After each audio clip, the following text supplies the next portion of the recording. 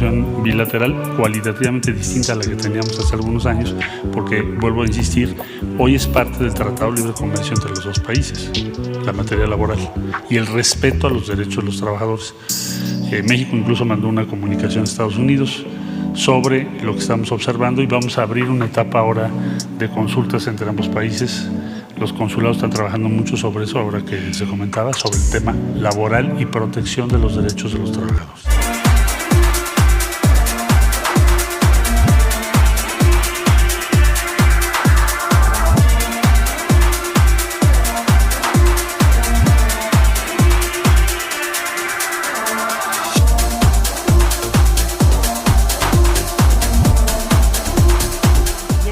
Nancy Rodríguez, de Oro Sólido y de Empuje Migrante en redes sociales.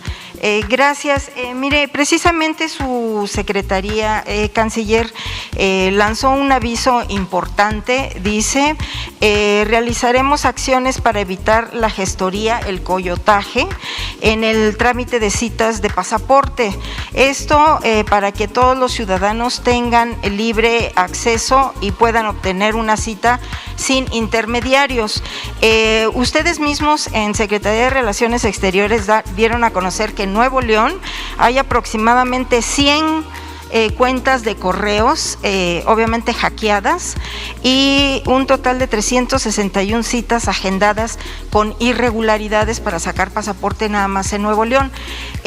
Secretario, esto exactamente es el modus operandi de una mafia con los hermanos migrantes en Estados Unidos, pero allá estamos hablando de más de 30 millones de mexicanos que padecen precisamente esta mafia. En esta mafia de hackeo cobran entre 100 y 200 dólares la cita.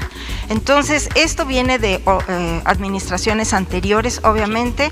Usted tuvo a bien ahora en febrero cambiar la empresa que estaba operando Mexitel, pero pues la hackearon también, usted está enterado de eso, la volvieron a hackear y bueno, de esto es lo que quiero yo preguntarle, si se podría hacer un análisis y sobre todo una investigación de la policía cibernética, pero pues desgraciadamente ahorita está en conexión con Estados Unidos porque desafortunadamente también participan pues algunos otros hermanos de Centroamérica en estas mafias, pero sí es un hackeo, es exactamente lo mismo que se hace, pero estamos hablando de miles de citas. ¿Qué nos puede decir en este tema, señor canciller? Sí, con mucho gusto. Mira, lo que estamos haciendo son varias cosas. Primero, sí, ya solicitamos el apoyo del equipo especializado que se denomina Policía Cibernética para ese y otros delitos que tienen que ver con la seguridad de la información y que tienen que ver con lo que tú estás refiriendo ahorita, que son citas. Entonces, eso ya está en proceso. También tenemos varias investigaciones con apoyo de la Fiscalía General de la República, con diferentes grados de avance. Luego, la otra cuestión que estamos haciendo es aumentar la disponibilidad y el acceso a las citas, porque eso es lo que hace que tengamos problemas. En pocas palabras, tenemos que aumentar las instalaciones, la capacidad de respuesta, y eso es lo que estamos haciendo. En Nuevo León vamos a hacer una oficina mucho más grande, como la que hicimos aquí en la Ciudad de México, en Coyoacán, que es muy grande, entonces no tiene sentido que busques citas por otro lado. Todo eso es lo que estamos haciendo, porque sí, tienes tu razón, eso se tiene que corregir, y ya tiene años, pero eso no justifica que siga así. Por eso, entonces, ampliar la capacidad y la intervención de la Policía Cibernética y la Fiscalía General de la República. Entonces, ¿se le daría una esperanza a estos más de 30 millones de mexicanos? Pues tenemos que corregirlo. Para corregirlo. Ahora, precisamente están en contubernio, ya probado, obviamente tenemos videos, incluso grabaciones, pues algunos empleados de los consulados. Entonces, incluso también cónsules, señor secretario, usted seguramente ya lo sabe. Y bueno, yo le quisiera plantear una pregunta de forma diferente, dos preguntas. Por ejemplo, en el consulado de Nueva York, llega un señor accidentado, quemado de su brazo derecho, a pedir una identificación o que le den un documento para que lo puedan atender en el hospital allá en Estados Unidos. Es rechazado. No le ayudan en el consulado de Nueva York. Este es un caso, pero hay otro donde está la fila llena, ¿no? En las afueras del consulado, cerrado el consulado, pero con personal adentro, y llega un señor muy prepotente y les dice, no se les va a recibir, pero muy groseramente, prepotente, ¿no? Incluso discriminando a algunos de los que estaban ahí presentes, de los hermanos. Abre la puerta, empuja a una de las hermanas migrantes que estaban ahí, entonces, y se mete. Usted, desde su punto de vista, ¿qué sanciones podría tener un trabajador en este caso por parte de la Cancillería o por parte del Servicio Exterior Mexicano, canciller?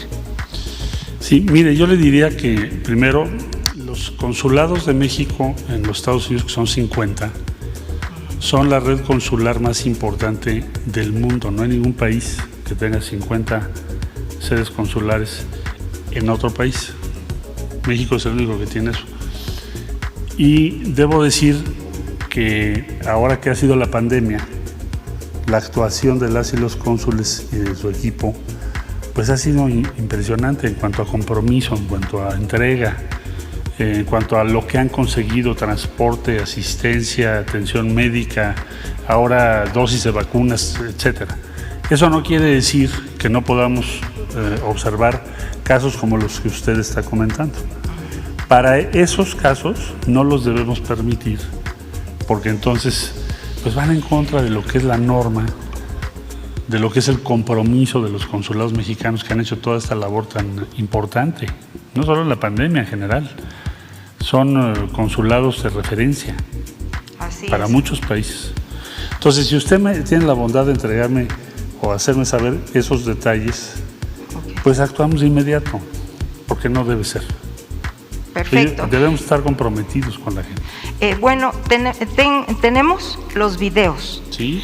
Y se escucha, se ve la imagen de este señor que déspotamente y prepotentemente ignora a toda la fila. Y obviamente los hermanos mexicanos pues se quedan callados, no defienden. Pásamelo. Tengo el video. Y lo vamos a, porque hay un procedimiento para eso. Perfecto, tengo el video. También tengo el video del señor quemado. ¿Qué dice usted también, que no lo atendió? También tengo el video. Y también tengo el video y el audio donde una funcionaria de aquí del consulado les dice que ellos están pagando por un trámite, no por un servicio. Y desafortunadamente, pues hay que decirlo, señor canciller, no es tanto quién sea o no, pero sí hay que comentarlo. Es la hija del señor Rock, que es directivo ahí del periódico El Universal y colaborador del Universal, y la tenemos grabada donde externa esto. Entonces sí se los voy a hacer llegar, por favor, y usted ahí los puede ver. Démelo, por favor, y yo lo reviso con todo gusto. Ok, y por respeto a mis compañeros, pues nada más lo dejamos ahí. Secretario de Relaciones Exteriores, su servidor Carlos Pozos, reportero de La Molécula Oficial y columnista de la revista Petróleo y Energía. Buenos días a quienes nos ven y a quienes nos escuchan.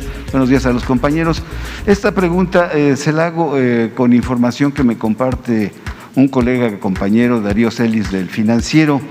Preguntarle, canciller, si en la mesa de negociación del martes con la vicepresidenta de Estados Unidos, Kamala Harris, se tocará el respeto a los derechos laborales, toda vez de que hay una inminente compra de Kansas, de la ferroviaria a Kansas, por parte de la empresa Canadian National Railway, por un total de 33.700 millones de dólares.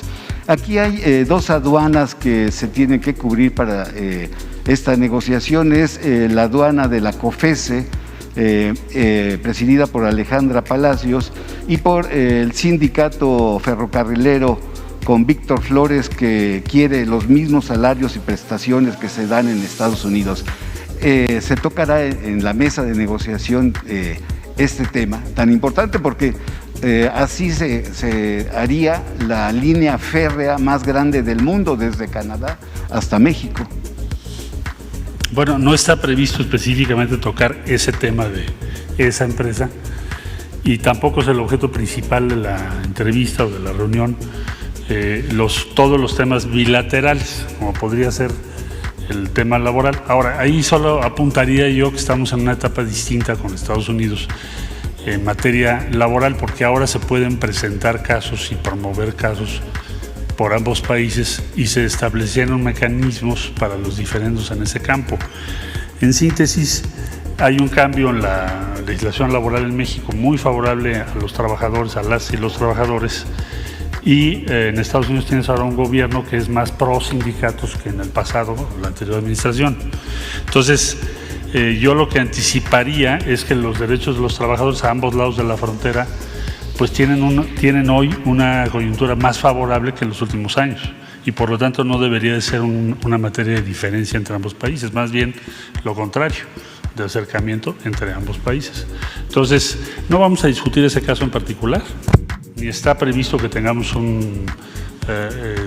abordar el tema laboral entre ambos países, pero tenemos una circunstancia en la relación bilateral cualitativamente distinta a la que teníamos hace algunos años, porque, vuelvo a insistir, hoy es parte del Tratado de Libre Comercio entre los dos países, la materia laboral, y el respeto a los derechos de los trabajadores. México incluso mandó una comunicación a Estados Unidos sobre lo que estamos observando, y vamos a abrir una etapa ahora de consultas entre ambos países. Los consulados están trabajando mucho sobre eso, ahora que se comentaba, sobre el tema laboral y protección de los derechos de los trabajadores. Finalmente, señor secretario, quisiera saber cuál es su opinión. Ayer, a través de un memorándum publicado por la Casa Blanca, se da el posicionamiento del presidente de los Estados Unidos, John Biden, en donde asegura que seguirá apoyando a organizaciones que en México denuncien la corrupción, y también, reiterarle, esto estará en la mesa de negociación con la vicepresidenta Kamala. No, ¿Y mira, cuál es la postura?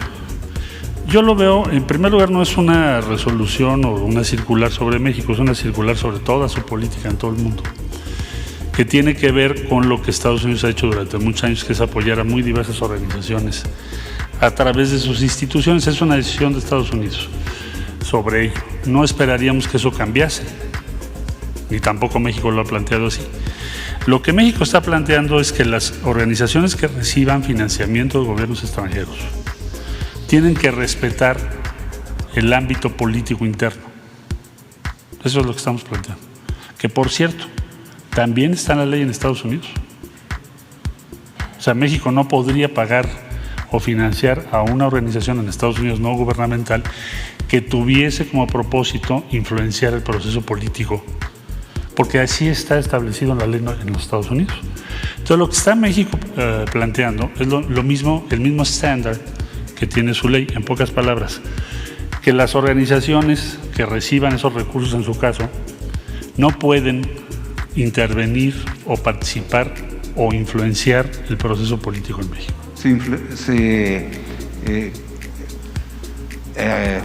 La pregunta es, ¿se influenció el proceso político en México de estas elecciones intermedias? No, yo lo que estoy diciendo es que el caso que hemos presentado de una organización que se denomina Mexicanos contra la Corrupción, en donde hay elementos que acreditan sus propósitos de actividad política o de influenciar la opinión pública en México, y por eso México presentó una nota diplomática. Pero eso es un tema, y lo que ayer vimos en la circular es otro. Son dos cosas diferentes.